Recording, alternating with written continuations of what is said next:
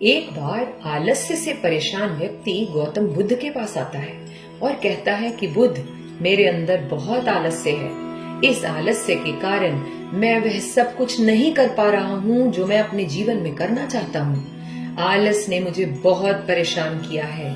इस वजह से मैं अपने जीवन में प्रगति नहीं कर पा रहा हूँ। कृपया मुझे आलस्य से छुटकारा पाने का कोई उपाय बताएं। यह सुनकर बुद्ध मुस्कुराए और आलसी व्यक्ति से कहने लगे, आप कैसे जानते हैं कि आप में आलस्य है? आलसी व्यक्ति ने कहा, बुद्ध, न केवल मैं बल्कि मेरा पूरा परिवार भी कहता है कि मैं आलसी हूँ। बुद्ध ने कहा, क्या आप मुझे सबूत दे सकते हैं कि आप आलसी हैं? आलसी ने कहा, हाँ बुद्ध, मैं दे सकता हूँ। बुद्ध ने कहा, तो मुझे सबूत दो। आलसी ने कहा, बुद्ध, मुझे पता है कि सुबह उठना मेरे स्वास्थ्य और मेरे दिमाग दोनों के लिए बहुत अच्छा है, लेकिन मेरा आलस मुझे सुबह उठने ही नहीं देता। बुद्ध ने कहा, ठीक है, लेकिन क्या आप जानते हैं कि आलस्य है क्या? आलसी ने कहा, बुद्ध, मुझे नहीं पता कि आलस्य क्या है, लेकिन जो भी है बहुत बुरा है। बुद्ध ने कहा कि आलस्य मन की एक अवस्था है, एक भावना है जिसे हम मनुष्य जाने अनजाने अपने भीतर पैदा करते हैं। आलसी आदमी ने कहा, लेकिन कैसे?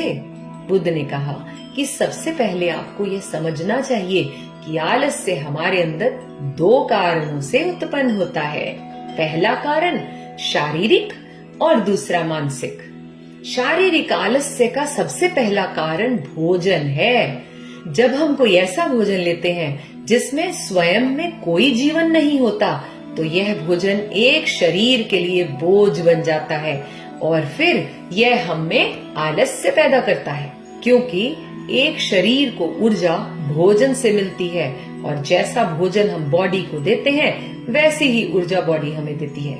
इसीलिए यदि आप आलस्य से बचना चाहते हैं तो आसानी से पचने योग्य चीजों को ही शामिल करें अपने खाने में और सीधे नेचर से मिलने वाले आहार का ज्यादा उपभोग करें। शरीर के स्तर पर आलस्य का दूसरा कारण गलत तरीके से बैठना और गलत तरीके से लेटना है।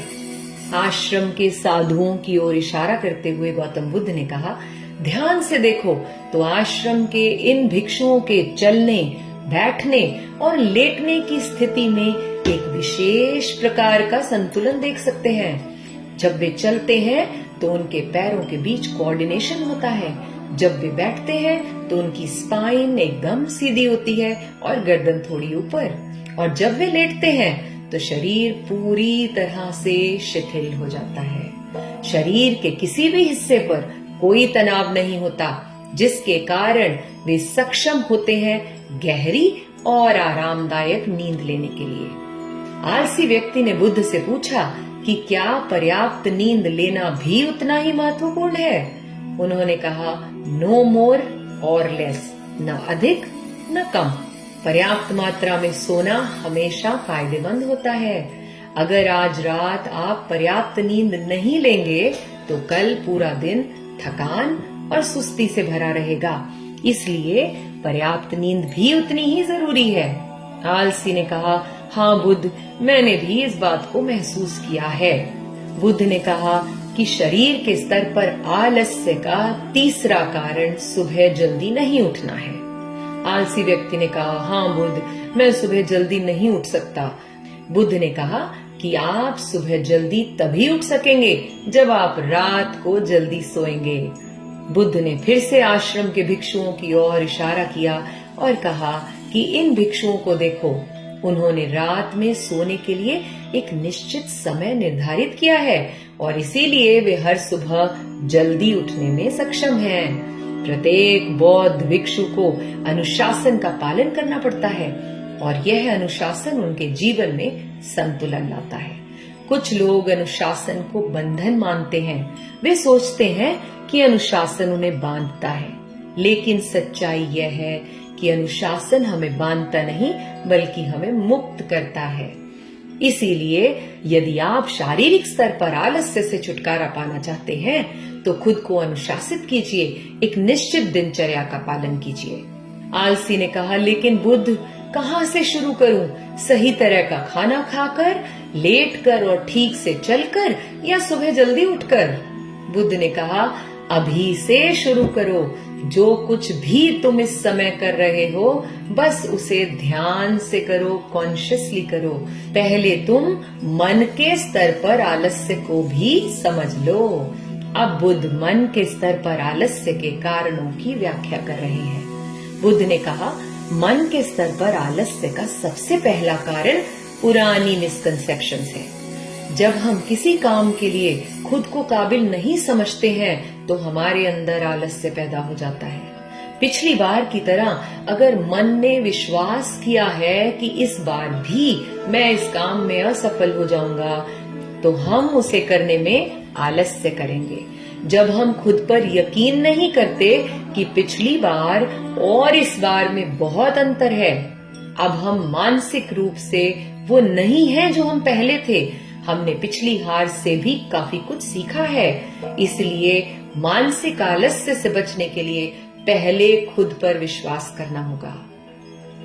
मानसिक आलस्य का एक और कारण स्मॉल माइंडेड और आलसी लोगों के साथ रहना है। कई बार ऐसा होता है कि हम खुद आलसी नहीं होते, बल्कि कुछ आलसी और नींद वाले लोगों के साथ रह रहे होते हैं और उनके साथ साथ हम खुद भी स्लीपी हो जाते हैं।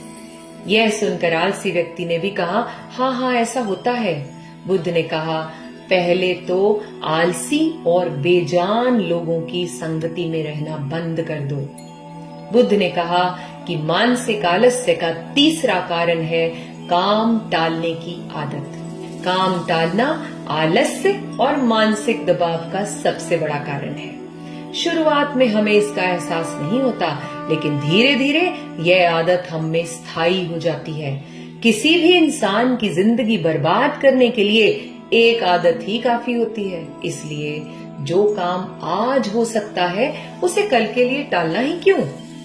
बुद्ध ने कहा, मानसिक आलस्य का चौथा कारण समझो, वो है लक्ष्य की अस्पष्टता, यानी नो क्लियर गोल। इस बात को बुद्ध ने एक एग्जाम्पल के साथ समझाया। कहा, मान लीजिए आप एक बड़े रेगिस्तान में फंस गए हैं और आपको बहुत प्यास लगी है, तो आप क्या करेंगे। आलसी आदमी ने कहा कि मैं पानी की तलाश करूंगा। मैं जल्द से जल्द रेगिस्तान के पास के गांव तक पहुंचने की कोशिश करूंगा। बुद्ध ने कहा, लेकिन बहुत कोशिशों के बाद भी अगर पानी न मिले तो। उस आदमी ने कहा कि मैं तब भी कोशिश करता रहूंगा, क्योंकि मेरे पास और कोई विकल्प नहीं होगा।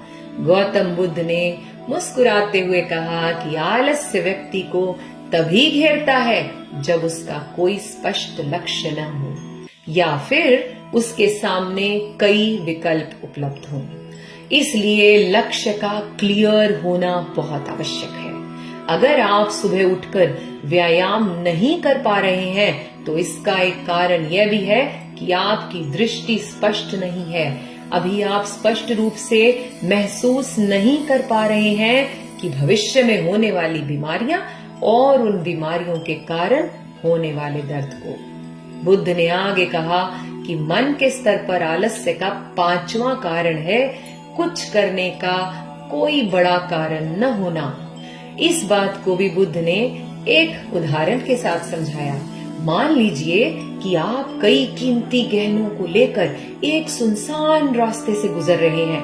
आप चलते चलते बहुत थक गए हैं और आपको अब बैठना बहुत अच्छा लग रहा है और आप एक बड़े से पेड़ के नीचे आराम करने बैठ जाते हैं।